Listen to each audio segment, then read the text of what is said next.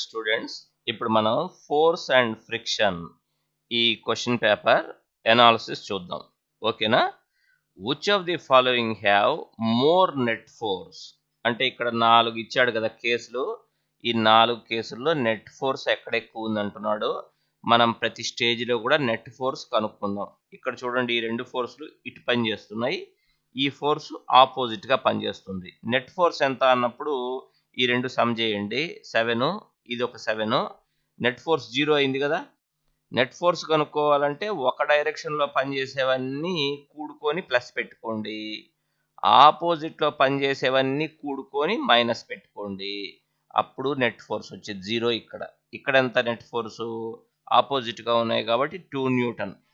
ఇక్కడ ఎంత net force? ఈ 2 ఒకవైపు ఉన్నాయి కాబట్టి 27. ఇది ఆపోజిట్ గా ఉంది, 27 0 అయిపోయింది. ఇక్కడ ఎంత వచ్చేసింది? 0. సో నెట్ ఫోర్సు ఈ బి కేసులోనే ఎక్కువ ఉంది కాబట్టి మన ఆన్సర్ ఏంటి అంటే బిని టిక్ చేద్దాం. So B is the correct answer. Next,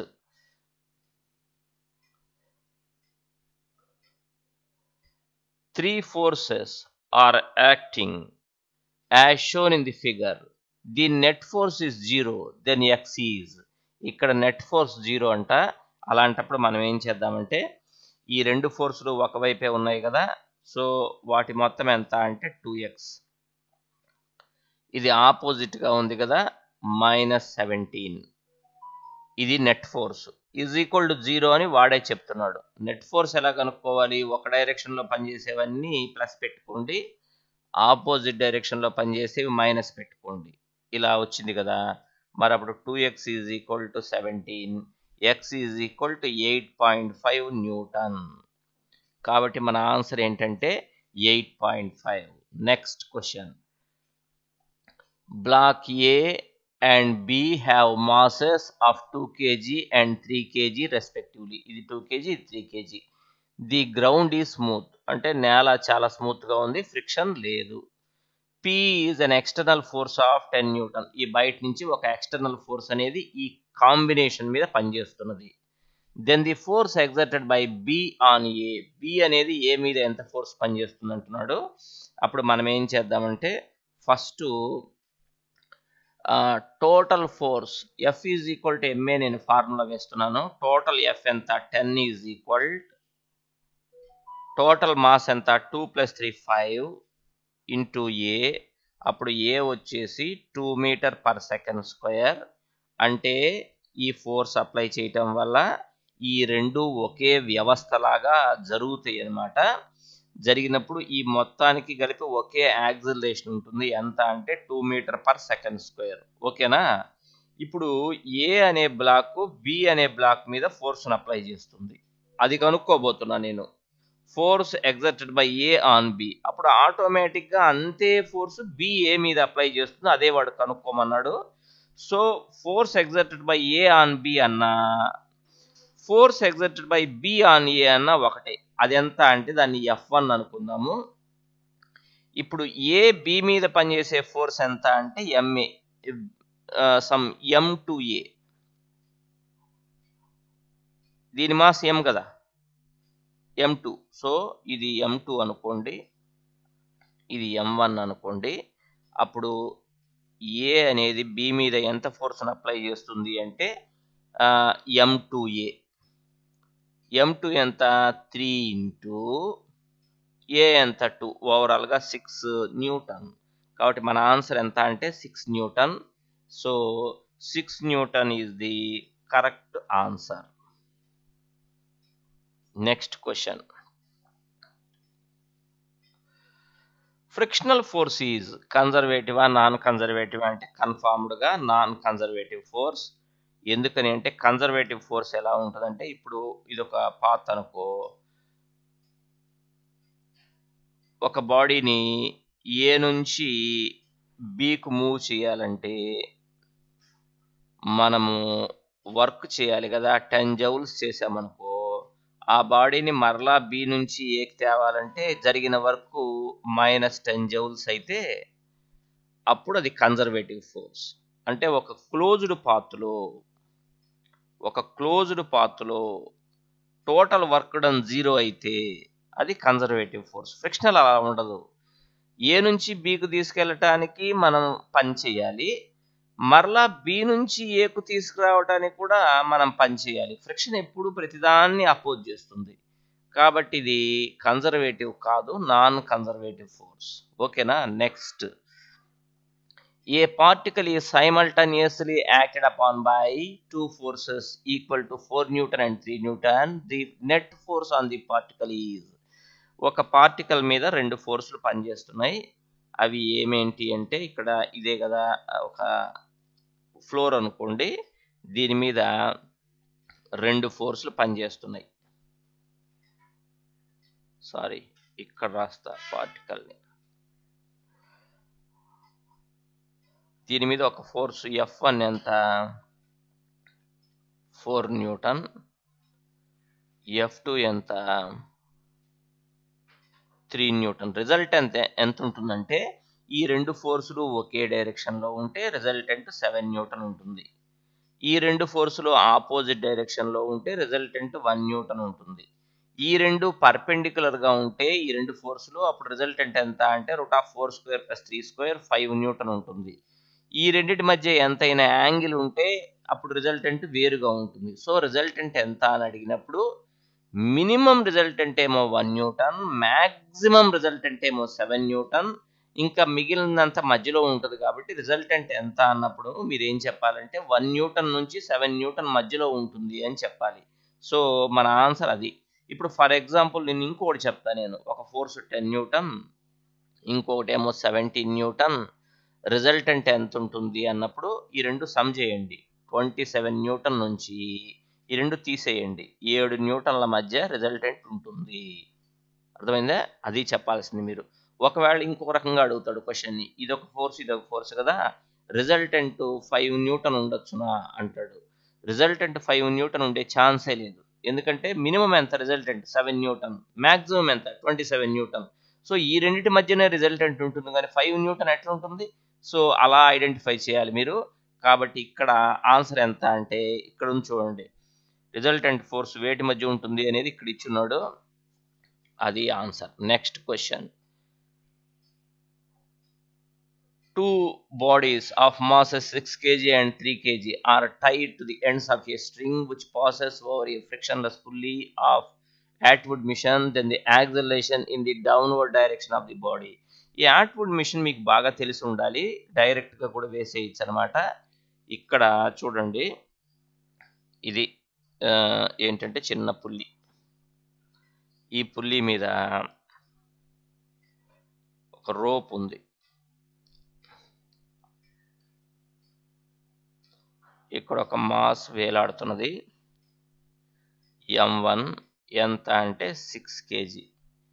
ఇక్కడ ఒక మాస్ వేలాడుతున్నది, M2 ఎంత అంటే 3 kg. దీని వెయిట్ క్రిందికి పనిచేస్తుంది M1g. దీని వెయిట్ కూడా క్రిందికే పనిచేసేది M2g. ఓవరాల్గా ఇది పెద్దది కదా M1g, ఈ 6 kg, అందువల్ల ఇటు జరుగుతుంది, ఇదేమో M2 పైకి వెళ్తుంది. ఓకేనా? కానీ దీంట్లో టెన్షన్ మాత్రం ఖచ్చితంగా పైకే ఉంటుంది, దీంట్లో టెన్షన్ కూడా ఖచ్చితంగా పైకే ఉంటుంది. టెన్షన్ ఎప్పుడు కూడా ఈ వస్తువు క్రింద పడిపోతుందేమో అని పైకి లాగాలని చూస్తుంటుంది. రెండిట్లో టెన్షన్ ఒకటేను, ఎంత అంటే T. ఇప్పుడు మరి నేను ఏం చేస్తానంటే ఈక్వేషన్ ఆఫ్ మోషన్ రాస్తా M1కి. ఇక్కడ రాస్తున్న M1కి ఈక్వేషన్ ఆఫ్ మోషన్. క్రిందికి పనిచేసే ఫోర్స్ ఏంటి? M1g. పైకి పనిచేసేది ఏంటి? T. నెట్ ఫోర్స్ ఫార్ములా ఏంటి? నెట్ ఫోర్స్ క్రిందికే ఉంటుంది, ఎందుకంటే ఓవరాల్గా క్రిందికే జరుగుతుంది కదా. So net force M1a is equal, force అంటే ఎంఏ కదా, M1a is equal to M1g minus T అని రాయాలి. ఇది ఈక్వేషన్ నెంబర్ 1. ఓకేనా? ఇప్పుడు నేను M2కు రాయబోతున్నాను, చూడండి దీని సంగతి. M2g క్రిందికి, టెన్షన్ పైకి, ఈ రెండిట్లో ఏది పెద్ద అయితే అటు వెళ్తుంది, పైకే వెళ్తున్నది కాబట్టి Tనే పెద్దది. కాబట్టి నెట్ ఫోర్స్ ఫార్ములా ఏం రాస్తానంటే నేను M2a is equal to T minus M2g అని రాస్తాను. ఈక్వేషన్ నెంబర్ 2 అనమాట. ఈ వ్యవస్థ అంతా ఒకే యాక్సిలరేషన్ ఉంటుంది కాబట్టి యాక్సిలరేషన్ మార్చకూడదు. నెక్స్ట్ ఇప్పుడు ఈ రెండింటిని మనం ఏం చేద్దామంటే సమ్ చేద్దాం ఈక్వేషన్ 1, 2లను.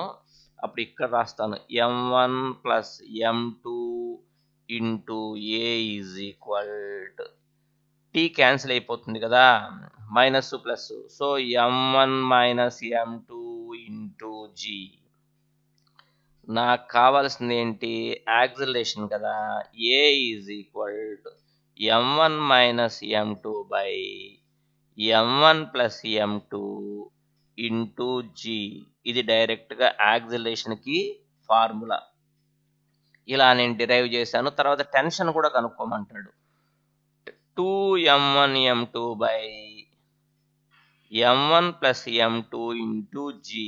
ఇది ఎట్లా వచ్చింది సార్ ఈ ఫార్ములా అంటే, ఇప్పుడు ఏ వచ్చిందా, ఏని తీసుకెళ్ళి ఈక్వేషన్ నెంబర్ 1లో కానీ 2లో కానీ మీరు సబ్స్టిట్యూట్ చేసి దాని నుంచి టెన్షన్ కనుక్కోండి. ఇంత వస్తుంది టెన్షన్. మీరు ట్రై చేయండి. ఓకే, ఇప్పుడు ఏకి ఇది కదా ఫార్ములా, ఇంకేముంది డైరెక్ట్గా అప్లై చేద్దాం. ఏమంటే 6 minus 3 by 6 plus 3, 6 minus 3 by 6 plus 3 into g అంటే ఎంత వచ్చింది చెప్పు పైన, 3/9 ఇంటూ జీ అంటే g/3. ఓకేనా, కాబట్టి అది answer. So g/3 is the correct answer.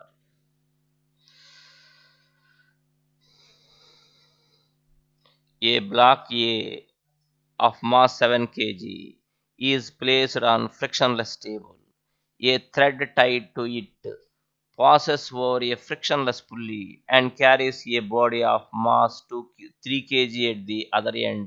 The acceleration of the system. సరే, ఇది కదా వాడు ఇచ్చిన డయాగ్రాము. నేనేం చేస్తానంటే ఇది m1 అనుకుంటాను, ఇది m2 అనుకుంటాను.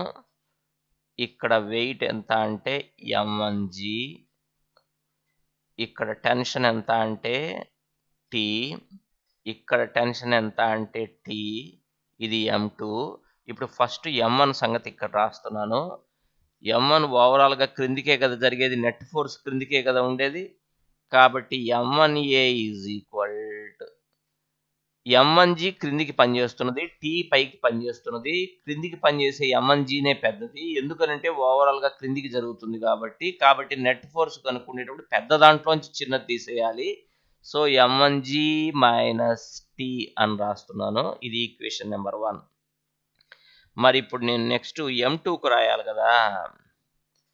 m2 మీద పనిచేసే ఫోర్స్ ఏంటంటే టెన్షనే, అందువల్ల m2 మూవ్ అవుతుంది. సో నేనేం రాస్తానంటే దీనికి m2a is equal to tea అని రాసేస్తా ఈక్వేషన్ నెంబర్ 2. ఇక్కడేం క్రిందికి పనిచేసేవి ఏం లేవు, క్రిందికి పనిచేస్తుంది కదా సార్ m2g అంటే, దాంతో నాకు పనే లేదు అసలు. పైకి పనిచేసే ఫోర్స్ ఏమైనా ఉంటే కదా, అందుకని దాంతో పని లేదు. నార్మల్ రియాక్షన్ పైకి పనిచేస్తున్నా, రెండు ఈక్వల్గా ఉంటాయి. దానివల్ల మనకు వచ్చింది ఏముంది, ఈ వైపే వేసుకోండి. అప్పుడు ఈ రెండింటిని నేను యాడ్ చేస్తే m1 plus m2 into a is equal m1g. అప్పుడు ఏ ఎంత, a is equal m1g by m1 plus m2. అంతే కదా. అప్పుడు ఎంత వస్తుంది, 7 ప్లస్ m1 అంటే ఇది కదా 3 బై m1 ప్లస్ m2 అంటే 10 ఇంటూ జీ. జీ ఇచ్చాడా, 3/10 ఇంటూ జీ ఆన్సర్ అనమాట, 0.3g. ఇక్కడ జీ వాల్యూ 10 ఇచ్చి ఉంటాడులే, 0.3g కదా, 0.3 ఇంటూ జీ వాల్యూ 10, అందువల్లనే ఇక్కడ 3 వచ్చింది. కాబట్టి ఇది కరెక్ట్ ఆన్సరు. కాబట్టి పైన లెక్కలోనే మీరు రాసుకోండి ఏమనంటే జీ వాల్యూ, ఇక్కడ జీ వాల్యూ ఇచ్చినట్టుగా రాసుకోండి. ఇస్తేనే కదా మనకు వచ్చేది 10 మీటర్ పర్ సెకండ్ స్క్వేర్ అని ఇచ్చాడనమాట. ఓకేనా. A raindrop of mass 0.2 grams is falling with a uniform velocity of 20 centimeter per second. Then the net force on raindrop. ఎప్పుడైతే రెయిన్ డ్రాప్ యూనిఫామ్ వెలాసిటీతో వస్తున్నదో దాని యాక్సిలరేషన్ 0. కరెక్టేనా. ఏ body అయినా సరే యూనిఫామ్ వెలాసిటీతో వెళ్తుంటే దాని యాక్సిలరేషన్ 0. మరి యాక్సిలరేషన్ లేనప్పుడు ఫోర్స్ లేనట్టే కదా, ఎందుకంటే a ఈజ్ ఈక్వల్ 0 అయితే f ఈజ్ ఈక్వల్ 0. అందువల్ల దాని మీద పనిచేసే నెట్ ఫోర్స్ ఎంత అన్నప్పుడు ఖచ్చితంగా మనం 0 అని చెప్పాలి. Next question.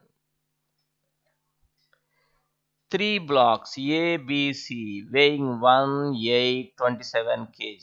ఇదేమో 1, ఇది 8, ఇది 27 ఆర్ కనెక్టెడ్.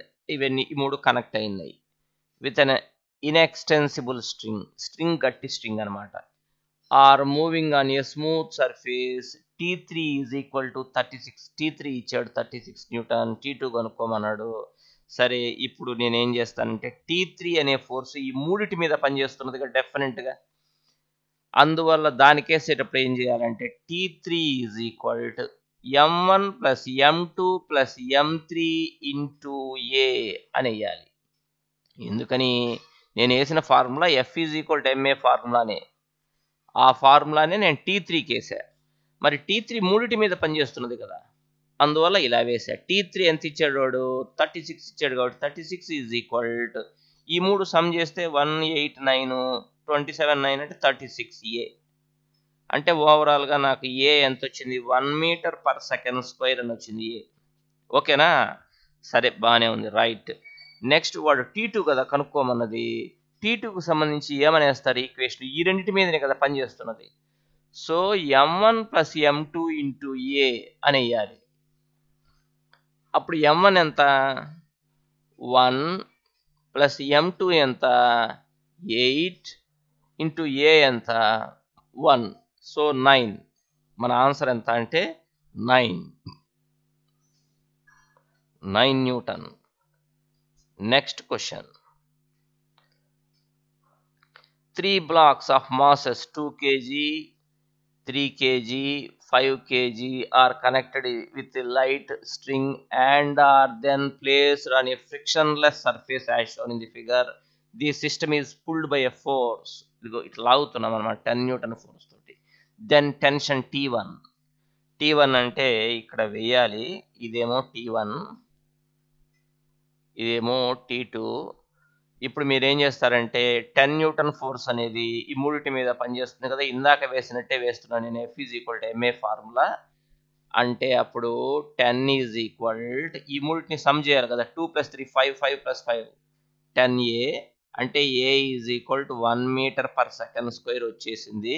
ఇప్పుడు నీకు కావాల్సిన T1 కదా, T1 ఈజ్ ఈక్వల్ టు ఈ 2 ఇంటూ A వేయాలి కదా, ఇది M2 plus M3 into A.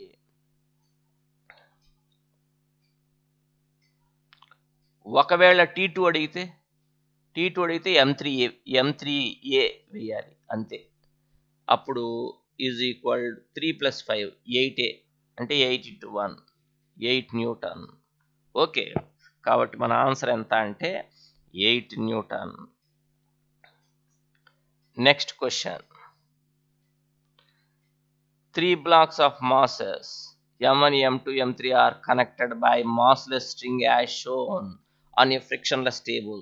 They are pulled with a force T3 is equal to 40 Newton and M1 enta 10 kg, M2 enta 6 kg, M3 4 kg. Then tension T2 will be, T2 ఎంత అంటున్నాడు? ఈ T3 మూడింటిని connect చేస్తుంది కదా, same అలాంటి ప్రాబ్లమే కదా ఇది. అలాంటప్పుడు T3 ఈజ్ ఈక్వల్ టు మూడింటిని సమ్ చేయాలి. ఎంత? 10 + 6 + 4 20A. T3 ఎంత ఇచ్చాడు వాడు? 40 ఇచ్చాడు కదా. 40 ఈజ్ ఈక్వల్ టు 20A అంటే A is equal to 2 metre per second square. Okay, next వాడు T2 అడుగుతున్నాడు కదా. T2 అంటే M1 plus M2 into A. అంటే ఇది ప్లస్ ఇది ఇంటూ A. అప్పుడు ఎంత? 10 + 6 అంటే 16 ఇంటూ 2 32 న్యూటన్. అది మన answer, 32 newton. Tick. Next, frictional force exist in which of the following cases? ఈ క్రింది సందర్భాల్లో ఎప్పుడు ఫ్రిక్షన్ ఉంటుంది. Exist only for moving bodies. Moving బాడీస్కేనా? రెస్ట్లో ఉంటే ఉండదా? రెస్ట్లో ఉన్న బాడీస్ మధ్య కూడా ఫ్రిక్షన్ ఉంటుంది, అదే కదా స్టాటిక్ ఫ్రిక్షన్ అంటే. కాబట్టి ఇది కరెక్ట్ కాదు. Next, exist only for bodies which are at rest. రెస్ట్లో ఉన్న బాడీస్ మధ్యన ఫ్రిక్షన్ ఉండేది, మోషన్లో ఉన్న ఉంటుంది, రోలింగ్లో ఉన్న ఉంటుంది, rolling friction. Exist for both moving and non moving bodies. ఇది కరెక్ట్. కాబట్టి మన ఆన్సర్ ఏంటి అంటే 3. Next question.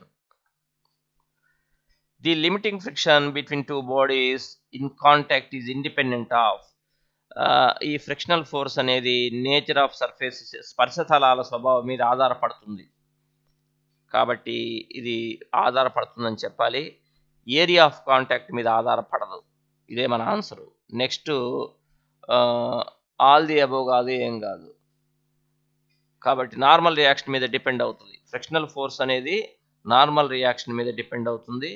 కాబట్టి ఇక్కడ మనకు ఆన్సర్ ఏంటంటే ఏరియా ఆఫ్ సర్ఫేస్. ఇదే ఆన్సరు. సో దాన్ని నేను టిక్ చేస్తున్నాను. మీకు తెలుసు కదా, frictional force is directly proportional to normal reaction అని. కాబట్టి నార్మల్ రియాక్షన్ మీద డిపెండ్ అవుతుంది. ఫ్రిక్షనల్ ఫోర్స్ అనేది వీటి నేచర్ మీద కూడా ఆధారపడుతుంది. గరుగ్గా ఉంటే ఫ్రిక్షనల్ ఫోర్స్ ఎక్కువ ఉంటుంది, ఒక తలం మీద ఒక తలం, నున్నగా ఉంటే తక్కువ ఉంటుంది, దాని నేచర్ మీద. కానీ ఏరియా ఆఫ్ కాంటాక్ట్ మీద మాత్రం స్టాటిక్ ఫ్రిక్షనల్ ఫోర్స్ డిపెండ్ కాదు. ఒక్క రోలింగ్ ఫ్రిక్షన్ మాత్రమే ఏరియా ఆఫ్ కాంటాక్ట్ మీద డిపెండ్ అవుతుంది, గుర్తుపెట్టుకోండి. Next question. What is the normal reaction of a body of force 150 Newton is sufficient to slide it when coefficient of friction is 0.35? ఇప్పుడు ఇక్కడ రాస్తున్నాను నేను ఏమనంటే F is equal to μn అని రాస్తున్నాను. అప్పుడు μ is equal to F/n. Frictional force ఎంత? 150/n. So మనం అడిగింది నార్మల్ రియాక్షన్ కదా, n is equal to 150/0.35. Okay, ఎందుకంటే మ్యూ ఇటు వచ్చింది. మరి 150/1 0.35 అంటే 35/100 అంటే ఇంటూ 100/35. సింప్లిఫై చేసుకోవాల్సిందేను, మనం ఏం చేస్తాం, ఇంకా దానికి అంతకంటే మార్గం లేదు. ఇది మన ఆన్సరు. మీరు ట్రై చేసి చూడండి, దాన్ని చేతైనంత వరకు క్యాన్సిలేషన్ చేసి సింప్లిఫై చేసుకోండి. Okay, next question. Which of the following are a correct statement about friction between two bodies? Static friction is always greater than kinetic friction. Okay, మూడు రకాల ఫ్రిక్షన్స్ ఉంటాయి: static friction, kinetic friction, rolling friction. Static friction అనేది kinetic friction కంటే ఎక్కువ ఉంటుంది. Okay, coefficient of static friction is always greater than. ఆ మూడు ఫ్రిక్షన్స్లో static frictional force coefficient ఎక్కువ ఉంటుంది, కైనెటిక్ ఫ్రిక్షన్ కొంచెం తక్కువ, రోలింగ్ ఫ్రిక్షన్ ఇంకా తక్కువ. ఇది okay. Limiting friction is always greater than kinetic friction. Okay, all the above. అందుకని మన టిక్ all the above పెడదాం.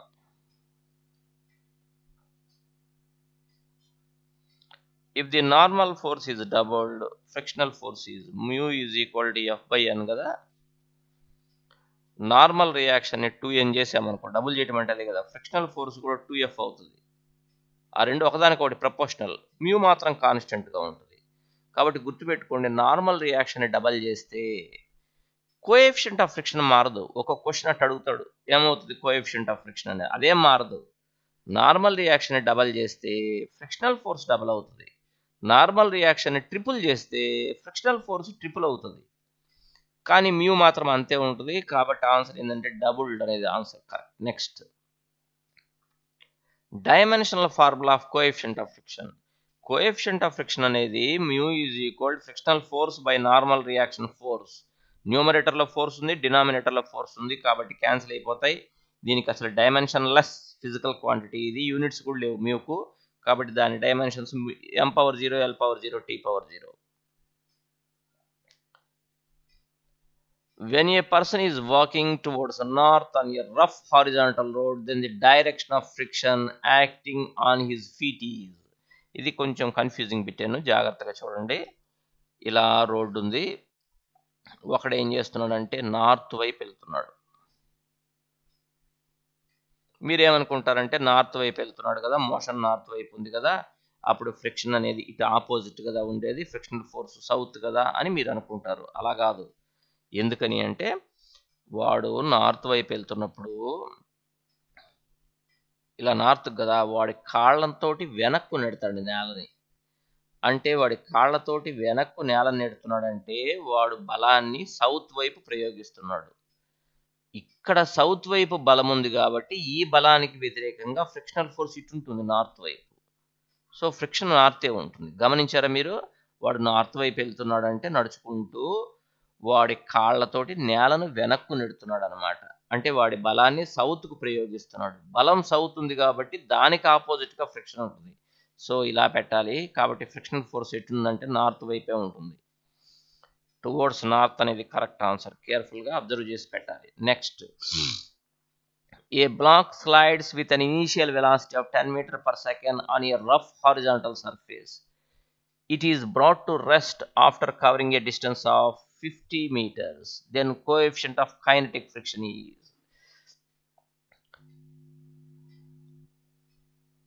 ఒక హారిజాంటల్ సర్ఫేస్ మీద 10 మీటర్ పర్ సెకండ్తో వస్తున్నది. అది రెస్ట్లోకి వచ్చేసింది. ఎంత డిస్టెన్స్ తర్వాత అంటే 50 మీటర్స్ తర్వాత. కోఎఫిషియంట్ ఆఫ్ ఫ్రిక్షన్ ఎంత? జీ వాల్యూ 10 అని ఇచ్చున్నాడు. సరే, నేనేం చేస్తానంటే ఇక్కడ v square minus u square is equal to 2as అనే ఫార్ములా వేస్తాను. వి స్క్వేర్ అంటే 10 square minus 0 square is equal to 2as అంటే ఎంత? 50. అప్పుడు 100 ఈజ్ ఈక్వల్ టు 100a అవుతుంది.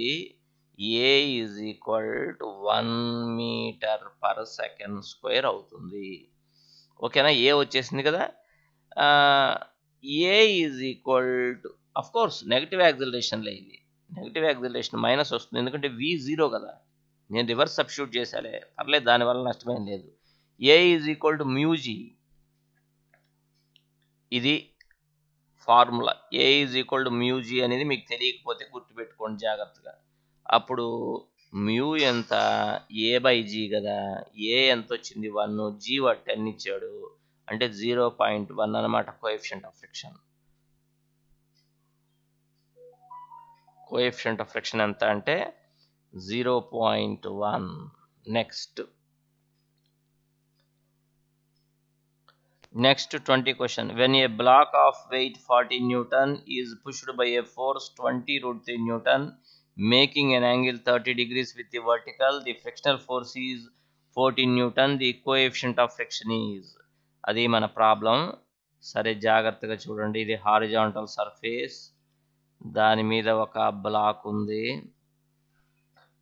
ఓకే, ఆ బ్లాక్ మీద ఆ బ్లాక్ వెయిట్ ఎంత అంటే mg ఈజ్ ఈక్వల్ 40 న్యూటన్.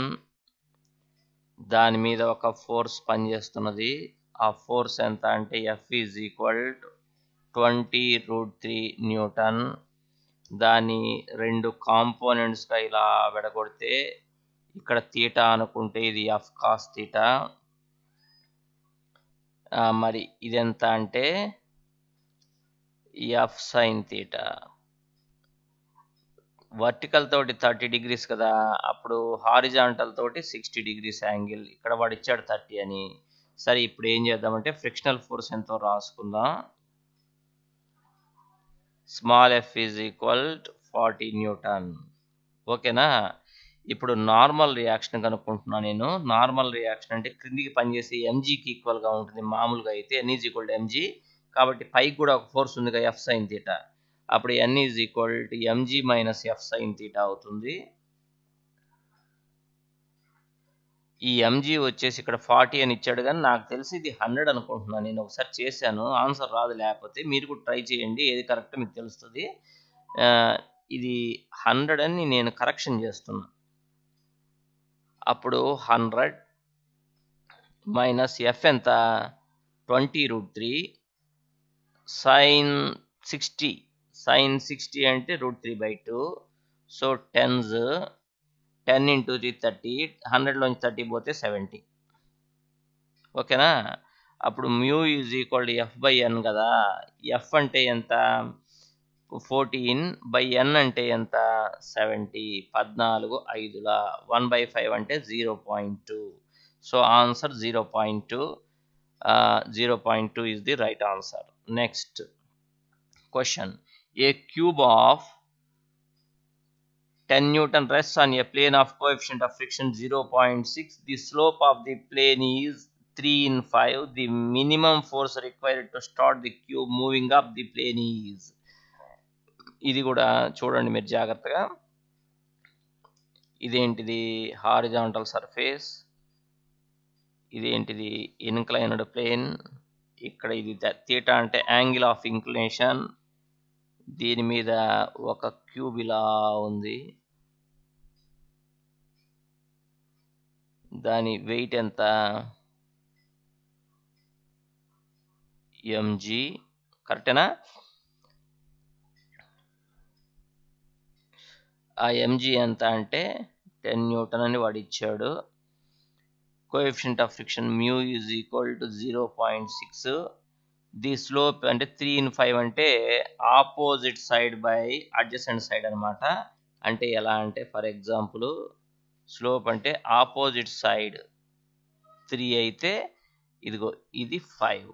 అది వాడు ఉద్దేశము. 3/5 అంటే అప్పుడు ఇది ఆటోమేటిక్గా 4 అవుతుంది పైథాగరస్ థీరం నుంచి. ఇప్పుడు the minimum force required to start the cube moving up the plane. దాన్ని పైకి లాగాలంటే ఎంత ఫోర్స్ పనిచేయాలంటున్నాడు. ఇటువైపు పనిచేసే ఫోర్స్ ఎంత అంటే mg కాస్ థీటా. ఇటువైపు పనిచేసే ఫోర్స్ ఎంత అంటే mg సైన్ థీటా. ఇటు mg సైన్ థీటా. అంటే mgని స్ప్లిట్ చేశాను నేను 2 కాంపోనెంట్స్గా. ఇప్పుడు దాన్ని పైకి లాగాలంటే క్రిందికి పనిచేసే mg సైన్ థీటాకి ఈక్వల్ ఫోర్స్ని కనుక పైకి ప్రయోగిస్తే సరిపోతుంది. సో ఎంత కావాలంటే mg సైన్ థీటా కావాలి. mg ఎంత ఇచ్చాడు? 10. సైన్ థీటా అంటే ఎంత? 3/5 కదా. కాబట్టి 3/5. 5 2s. కాబట్టి దాన్ని పైకి లాగాలంటే మనకి 6 న్యూటన్స్ కావాలి. అది మినిమం ఫోర్స్ ఎంత కావాలి?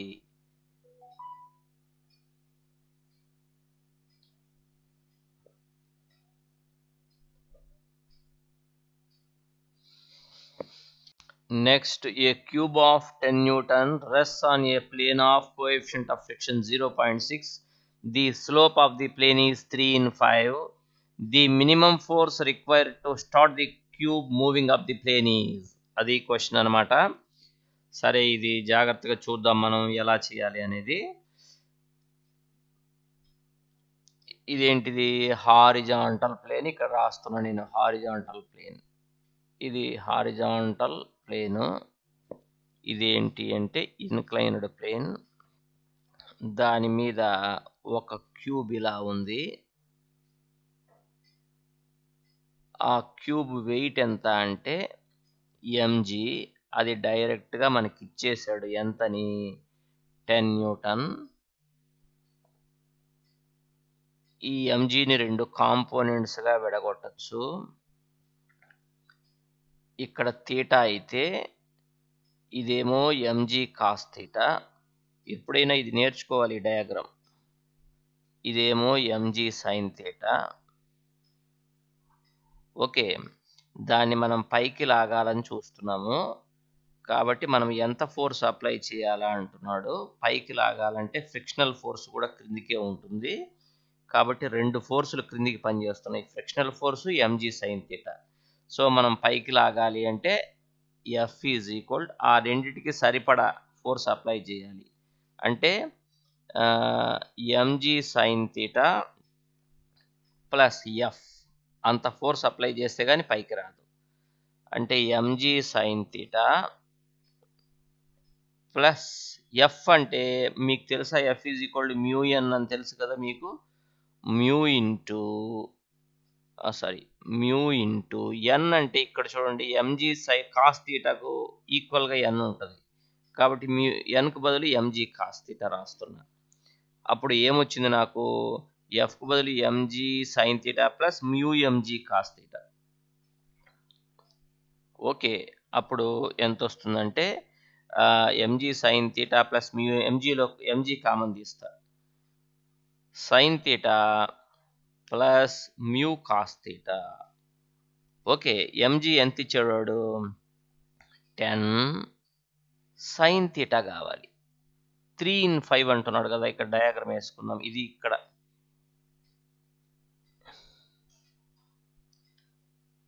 3/5 అంటే ఇక్కడ 3 ఉంటే ఇది 5 అని అర్థం. అప్పుడు సైన్ థీటా ఎంత 3/5 ప్లస్ మ్యూ ఎంత 0.6 అంటే 6/10. కాస్ థీటా ఎంత, ఇది 4 కదా, ప్రక్క భుజం బై కర్ణం కదా, అడ్జసెంట్ సైడ్ బై కదా, 4/5.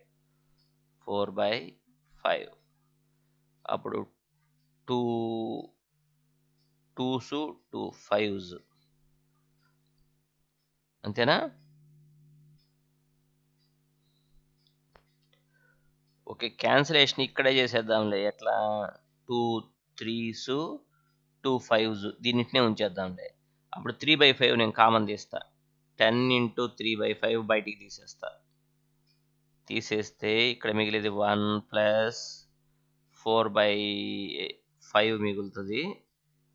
అంటే 10 × 3/5 × 9/5 అవుతుంది. అంతేనా? 10 × 3/5 × 9/5 9 3 27 270/25. దాన్ని మీరు సింప్లిఫై చేస్తే 10.8 ఆన్సర్ వస్తుంది. So answer is 10.8. Next question 22. When a body slides down a smooth inclined plane, the force acting on it parallel to the plane is √3 times the normal reaction. The slope of the plane is. ఇలా horizontal plane ఉంది, ఇది inclined plane, దాని మీద ఒక black ఉంది. ఇదేంటి MG cos theta, ఇది MG sine theta. Okay, MG cos theta, MG sine theta, MG కదా. ఇప్పుడు హారిజాంటల్ గా పనిచేసే force MG sine theta is equal వాడు ఇచ్చింది √3 టైమ్స్ నార్మల్ రియాక్షన్ అంటే ఎంజీ కాస్ థీటా. అంతే, రెండు వైపులా MG cancel, sine theta by cos theta అంటే tan theta is equal to √3. tan theta is equal to √3 అంటే థీటా ఈజ్ ఈక్వల్ టు ఎంత 60 degrees. కాబట్టి ఆన్సర్ ఎంత అంటే slope of the plane. Slope of the plane అంటే డైరెక్ట్గా √3 అంతే. Answer అది. నెక్స్ట్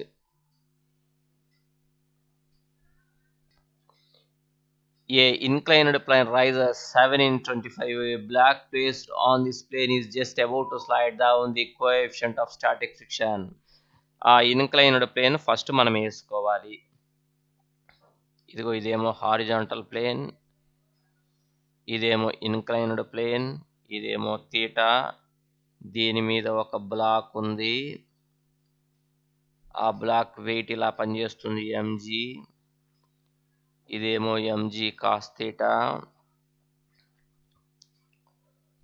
ఇదేమో ఎంజీ సైన్ థీటా.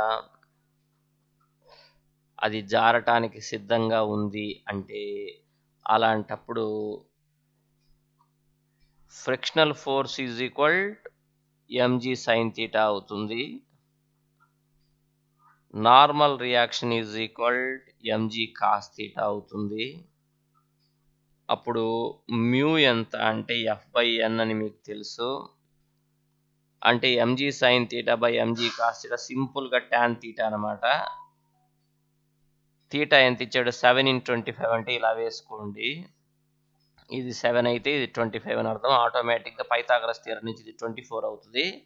అప్పుడు టాన్ తీటా ఎంత అవుతుంది? 7/24. ఓకేనా, అంతేనా? Opposite side by adjacent side. కాబట్టి ఆన్సర్ ఎంత అంటే mu is equal to tan theta is equal to 7/24. కాబట్టి మన ఆన్సరు 7/24కి టిక్ ఇద్దాం. Next question 24. A body is placed on a rough horizontal surface when the applied force and the maximum frictional force are equal and opposite. The friction is called.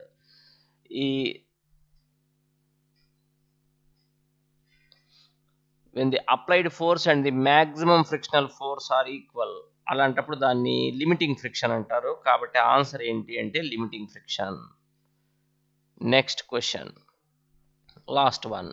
If the coefficient of static friction is 0.75, the angle through which an inclined plane must be raised so that block placed on it may begin to slide is sin 35 is equal to 3/7.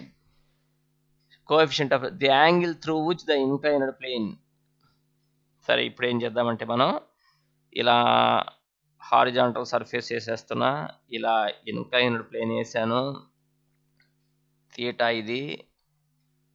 సరే, ఇక్కడ ఏమని ఇచ్చాడంటే mu ఇచ్చాడు. ఎంత అంటే 0.75 అంటే 75/100 అంటే 3/4 అని అర్థం. Mu is equal to tan theta అని మీకు తెలుసు. టాన్ తీటా 3/4 అంటే ఇది 3, ఇది 4, ఇది 5 అనే కదా అర్థం. అప్పుడు సైన్ తీటా ఎంత అవుతుంది? Sine theta is equal to 3/5. కరెక్టేనా? సైన్ థీటా ఈజ్ ఈక్వల్ 3/5 కదా. ఇక్కడ 3/5 వచ్చేసి ఎంత? 37 కదా. కాబట్టి థీటా ఎంత? 37 degrees. అంటే ఇక్కడ థీటా 37. కాబట్టి ఎంత వాలు కోణం ఎంత అని అడిగాడు అక్కడ. 37 degrees. కాబట్టి ఆన్సర్ ఇదే. సో ఇలా ఆన్సర్ చేయాలి మీరు. ఇవి కొంచెం అన్ని ప్రాబ్లమ్స్ కాబట్టి 1కి 2 సార్లు చూడండి కేర్ఫుల్గా. ఓకేనా?